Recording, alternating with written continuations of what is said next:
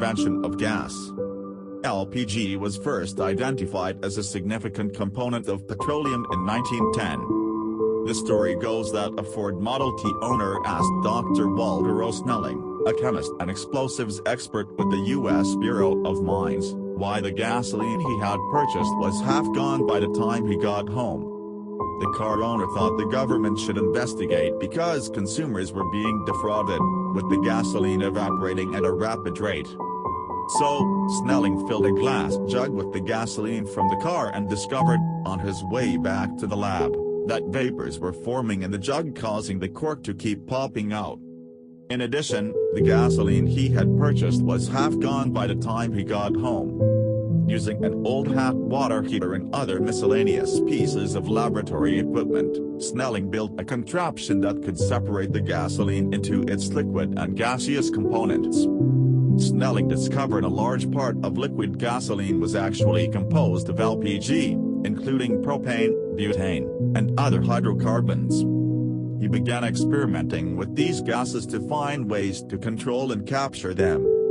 Snelling soon realized that the LPG could be used for lighting, metal cutting, and cooking. That discovery marked the origin of the LPG industry.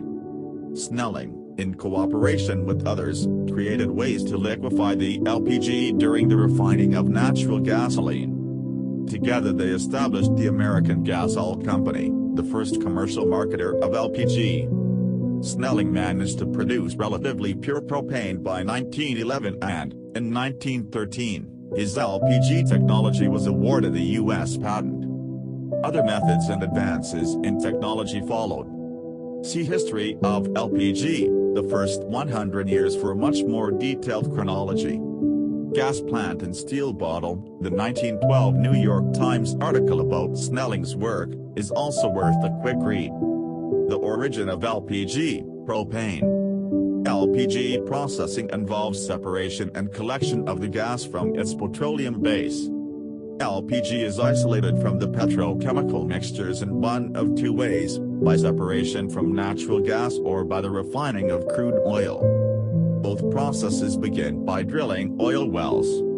The gas-oil mixture is piped out of the well and into a gas trap, which separates the stream into crude oil and wet gas, which contains natural gasoline, LPG and natural gas. LPG processing involves separation. The heavier crude oil sinks to the bottom of the trap and is then pumped into an oil storage tank for refining.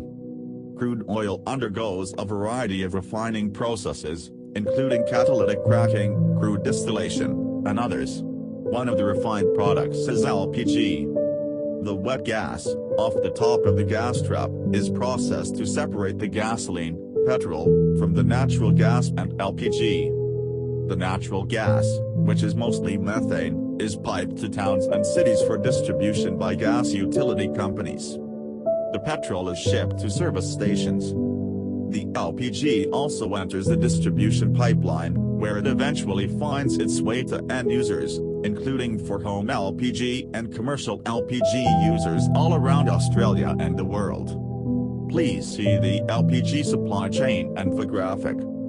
Some people still think that LPG is a byproduct. This is simply not the case. LPG is actually an extremely versatile and valuable co-product, just like the gasoline and natural gas produced in the same process stream.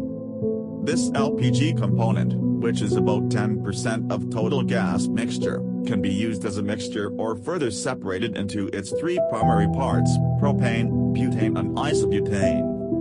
Propane, LPG in Australia, is about 5% of the total gas mixture. Best of all, it can be compressed into a liquid for transport virtually anywhere. Hope you enjoy our video. Like and subscribe our video to watch new topics. Thanks for watching.